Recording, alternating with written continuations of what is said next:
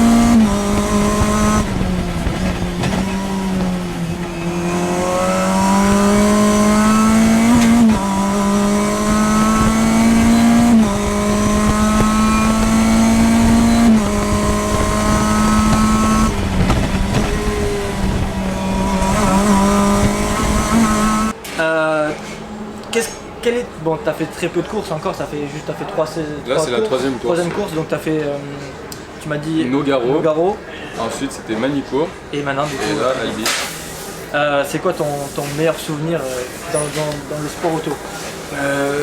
Pour l'instant, on va dire la première course à Nogaro. Ouais. Vraiment, quand je suis arrivé et que j'ai fait ma première course à Nogaro, être dans le peloton avec 35 midgets, c'est quelque chose, hein. Ça n'a rien à voir avec le karting là, c'est différent. Je dirais pas que le karting, surtout le KZ, parce que j'ai surtout fait du KZ, c'est moins bien. Les sensations sont différentes. En course, c'est bien plus intense en karting, mais là c'est différent. T'as quelque chose de plus gros. C'est ça, t'as la carcasse d'une voiture. Et à l'intérieur, t'es attaché. Il y a plus de bruit, les circuits sont plus grands. C'est clair. C'est autre chose. Bon, et c'est quoi ton objectif pour cette saison déjà? Même plus tard, je sais pas. Là pour cette saison c'est de remporter le championnat en junior, parce que moi du coup je suis dans la catégorie junior, et moins de 21 ans. Et là jusqu'à aujourd'hui j'étais deuxième du classement junior et quatrième du classement général. C'est incroyable, pour quelqu'un qui tu viens de débuter dans ce monde de la midget et direct arriver je trouve, à un certain niveau au-dessus des autres, qui quel 38 participants, c'est ça? C'est ça, ouais. Et c'est énorme. 40 ce week-end. 40 ce week-end. Sérieux, tu t'implantes. Après, je travaille beaucoup pour ça chez moi. Bien sûr, je travaille sur le simulateur, je m'entraîne physiquement. Je travaille énormément les vidéos vu que j'ai moins de roulage que les autres, vidéos, data, les maps du circuit, et puis après on est bien entouré. Même la midget pour commencer, pour te montrer un peu dans le monde de l'auto, je trouve que c'est quelque chose d'exceptionnel de commencer par là. C'est un super championnat de promotion, surtout cette année où on est de retour avec l'organisation SRO, qui est sur les mêmes week-ends que le GT4 France, parfois même avec le GT World Challenge. Il y a de la visibilité. À Manico on était avec le GT World Challenge Sprint, à Misano la prochaine course pareil. Ouais. Donc au niveau de la visibilité c'est top. Bah c'est clair, c'est clair. Bah, j'espère qu'en tout cas avec cette vidéo aussi tu vas gagner un peu plus de visibilité, ça peut t'aider, même avec ma petite communauté.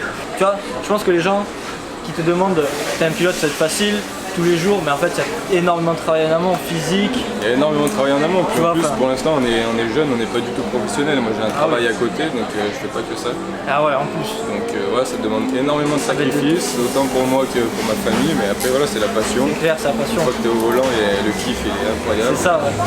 Même si comme il peut avoir des hauts et des bas, mais c'est comme ça que tu vas pouvoir te relever et avancer. Là par exemple, là cette course j'ai eu un accrochage, du coup j'ai dû abandonner, j'ai éclaté le pied. L'accrochage, après c'est le jeu de l'automobile, c'est le jeu du sport auto. On va relever la tête et puis demain on remonter. Et attention, c'est pas la dernière course, demain tu vas rouler. Demain matin, ouais. C'est ça, il n'y a rien de perdu. De toute façon, tu es là, tu pourras apprendre comme. Non, j'ai rien à t'apprendre moi. C'est toi le pilote, c'est pas moi. Et je te remercie encore du coup, Sandro, de nous avoir montré. Merci à toi. Est-ce que tu veux nous présenter un peu ton outil de travail rapidement? Je peux vous présenter la voiture? Allez, vas-y, présente-nous la voiture un peu. Allez, venez. Elle est désossée en deux parties. Ouais, le capot arrière et le capot avant qui s'enlève. Ok, en fait c'est comme une voiture de télécommandeur entre guillemets. Donc là tout est réglé à ta taille on va dire. Alors il n'y a que le baquier qui bouge, vu qu'on est deux pilotes. Ah c'est l'inverse du coup. Il n'y a que le baquier qui bouge, donc vu qu'on est deux pilotes, voilà, on se lâche juste un peu, même si on fait quasiment la même taille. Et ensuite tu as le volant ici qui est fixe. D'accord. Et le pédalier en bas qui est fixe aussi. Ok, c'est une boîte séquentielle ou tu dois donc nous on a les palettes au volant. Ok ouais. Mais sinon tu peux aussi faire au levier d'accord, mais un peu comme en casette. Tu dois toujours l'embrayer du coup. Non. Non même pas. Non, l'embrayage c'est que pour le départ. Pour la première. Tu mets la première, avec le levier tu passes ta vitesse. Et juste pour partir l'embrayage comme une voiture normale. D'accord, moi j'ai une question tu vois, parce que je pense qu'il y a beaucoup de monde qui doivent se la poser. Est-ce que le simulateur t'aide énormément pour le pilotage après en direct? Alors ça dépend le simulta, moi j'ai un simu très simple sur Play, le T300 RS pour ceux qui connaissent. Oui, bien sûr, ouais. Donc c'est bien pour apprendre les circuits, les tracés, ceux que tu connais pas. Mais après je vais pas te mentir, les sensations c'est pas exactement pareil. Il faut vraiment monter dans des simulateurs beaucoup plus chers pour retrouver les mêmes choses. Tu passes combien de temps à peu près avant chaque course sur ton simulateur? Sur le simu quand il y a la piste, beaucoup, je t'aurais pas dire combien d'heures, mais 2 semaines avant, quasiment un jour sur deux, tu vois. Les soirs après le boulot. Exactement, en plus tu as un boulot, donc imagine le temps que tu dois te consacrer. Moi c'est simple, je finis le boulot à 14h30, je commence tôt le matin, et tous les après-midi, soit je vais faire du sport, soit je travaille mes vidéos. Parce qu'il y a une prépa physique aussi énorme. Au karting, le KZ c'est super bien pour le physique, parce qu'il n'y a pas plus physique. C'est vrai que... Tu vas te faire une session de KZ. Ah ouais, là, si tu dors, t'es HS. Ah ouais, venez voir comment on enlève le volant. Ça c'est dingue. Ça c'est fou. C'est plus simple pour monter, au moins tu peux te glisser dedans. Non, bien sûr. Et après, comme tu veux, soit tu mets les deux pieds, soit les fesses. Bon écoute, je vais me débrouiller. Tu as un larceau. Ouais. Donc, tu mets un pied devant. Ouais, les deux, et après tu peux glisser. Comme ça plutôt. Ouais, ça marche aussi. Ouais. Pas très grand, hein, toi. Peut-être plus grand que moi, non? Ouais. Donc là, tu remets le volant. Tu tires le truc jaune là derrière. Comme un fanatique. Tu as un volant qui il est un peu dur. Mais incroyable. Et tu vois, moi ce qui m'a choqué au début dans cette voiture, c'est ce qui est compliqué en course, c'est que dans les rétros, tu vois quasiment rien. Ouais, ils sont tout petits. Je vais prendre la caméra pour vous montrer la vue qu'on a. Donc il n'y a pas de rétro intérieur, ça aussi il faut le préciser. Je sais pas si ça va passer, normalement oui. Hop. Donc là on est au cockpit. Hein. Donc là on est au niveau du cockpit. Et c'est vrai qu'on voit pas grand chose. Hein. Les visibilités pour les dépassements, ça va être quelque chose. Ah ouais, quand t'as les mecs derrière toi, t'as les yeux que dans le rétro quasiment. Parce que tu sais plus s'il est à droite, à gauche. Yes, franchement, et même, tu sens que la voiture a une bonne tenue de route ou c'est vraiment quelque chose de compliqué? Non, non, c'est une super tenue de route. En plus, c'est hyper léger. Ouais. Franchement, c'est une voiture facile à prendre en main. Dès que ça part, c'est pas piégeux, c'est facile à rattraper. Excellent. T'as vu comme t'es assis bas, t'es assis vraiment sur le sol, tu sens tout avec tes fesses. Je me ressens vraiment. Là, bon, je suis près du volant, près des réglages à faire évidemment, tu vois. Mais bon, excellent. Donc tu peux m'expliquer un peu ce que toi tu vois. Donc là, on a la. Je peux mettre le contact. Ah bah nickel. Donc là, voilà, c'est pour là, le contact, coupe-circuit, voilà. C'est pour mettre le contact. Ensuite, t'as le dashboard ici, donc là, t'as les LED, quand tu roules, ça s'allume. D'accord. Quand ça clignote en rouge, c'est que t'es au bon rapport pour passer la vitesse. Ok.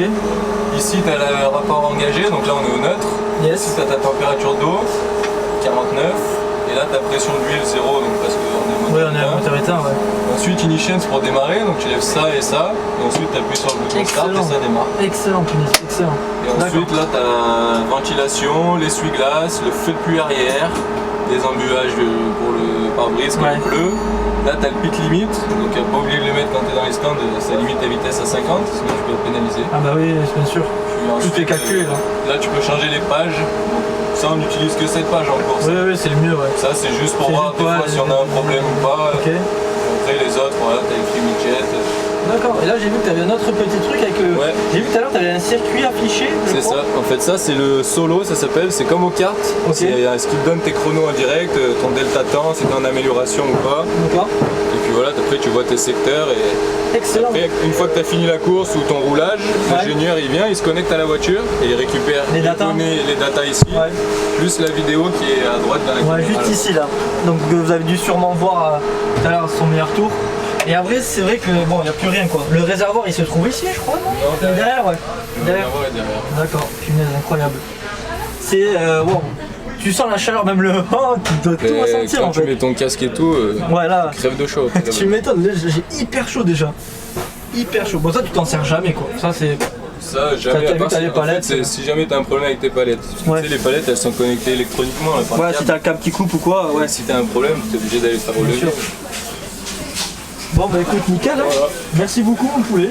Bah écoutez, là je suis avec Raphaël et Aurélien, donc les managers de la team BPS Racing, c'est bien ça? Donc présentez-vous un peu rapidement, qu'est-ce que vous avez, depuis combien de temps vous êtes implanté dans le monde de l'automobile, etc. Je suis implanté dans le sport auto depuis que je suis né. Ok, d'accord. Parce que mon père était pilote de Formule 1, donc j'ai pu suivre sa carrière depuis tout jeune. Moi je suis pilote également depuis l'âge de 14 ans, donc sport auto. 14 ans, ça fait un bon petit temps. Ça fait déjà 13 ans, donc ouais, ça fait un moment. D'accord. Et voilà. Créé entre guillemets votre team. Ouais, c'est ça. Ouais. On a créé l'équipe VPS Racing avec Maxi Guerre qui est le troisième associé qui est pas loin. D'accord. Et le Nürburgring il me semble. C'est ça, 24 heures, qui est pilote aussi avec incroyable. Raph qui est mon pote d'enfance que je connais depuis la maternelle. Et donc fin l'année dernière on a eu cette idée un peu folle de monter cette équipe. C'est incroyable. Donc non c'est cool, ça se passe bien. C'est bien. Donc tu as quand même 4 voitures si je ne me trompe pas. 4 voitures, oui. D'accord. Raphaël, Raphaël. Moi je suis pas pilote. Après en étant pote avec Aurélien et Mathieu forcément. Évidemment toujours un petit peu baigné dans le monde de l'automobile. Sport auto, après moi je suis passionné de sport mécanique en général. Donc voilà, comme l'a dit Aurélien, ça fait un petit moment qu'on avait cette idée en tête et en fin d'année dernière on a décidé de faire feu. Ça s'est justement fait d'ailleurs à Albi l'année dernière. Donc retour à Albi encore une fois. Ça fait plaisir. Ça fait plaisir d'être là maintenant avec l'équipe, ça se passe très bien pour nous. C'est super. Donc c'est un peu, on va dire c'est tout neuf, hein. C'est ça, c'est une team toute neuve. Écoutez, j'espère qu'on va se revoir très rapidement sur la pit lane et on vous souhaite vraiment que le meilleur. Et j'espère que Sandro va donner aussi. On espère aussi, on espère derrière lui aussi. Vraiment. Il mérite. Encore merci beaucoup les gars. Merci à toi. Merci. Salut. Encore merci Sandro de m'avoir fait découvrir. D'ailleurs, petite image, ça c'est la partie de ta voiture quoi. Ça c'est le Caporia, ça c'est le Caporia. Voilà. C'est incroyable, la voiture se dissocie très facilement. Encore merci vraiment, je te remercie du fond du cœur de m'avoir accueilli parmi ta team, la VPS Racing. C'est ça, VPS Racing, en multi international. T'as un petit Instagram pour comment on veut te suivre Sandro PSouti, sur tous les réseaux sociaux. Je vous le mets juste ici aussi les poulets, n'hésitez pas à les follow, c'est hyper important pour la suite. Qu'est-ce que tu pourrais dire pour finaliser cette vidéo? Déjà merci à toi d'être venu. C'est moi qui te remercie encore. Voilà, pour moi c'est vraiment une passion l'automobile et surtout le sport automobile, donc ça se partage. Exactement. Et voilà, ensuite me souhaiter de remporter le championnat dans la catégorie junior. On te le souhaite, c'est vraiment mon objectif cette année. Et puis de remonter à la course de demain, parce que du coup je vais sûrement partir dernier vu que j'ai abandonné. Donc, voilà. Rien de mal, rien de mal. Le plus important c'est que tu repars. C'est le plus important et que la voiture aille bien et que tu vas repartir de plus fort, encore plus fort. Exactement. Et moi je te souhaite que le meilleur, vraiment. Et tu le mérites, vraiment tu mérites. Et je pense que je suis pas le seul à avoir regardé tes courses. Il y a d'autres pilotes confirmés qui pensent que tu as beaucoup de potentiel et vraiment ils méritent, donc n'hésitez pas, vraiment c'est important les poulets de le follow sur Instagram, sur les réseaux sociaux, c'est hyper important. Et bien écoutez, si la vidéo vous a plu, n'hésitez pas à liker, à commenter, à vous abonner à mon Instagram LEBHR et on se dit à la prochaine pour d'autres vidéos. Ciao ciao et merci. Ciao, merci. Ciao.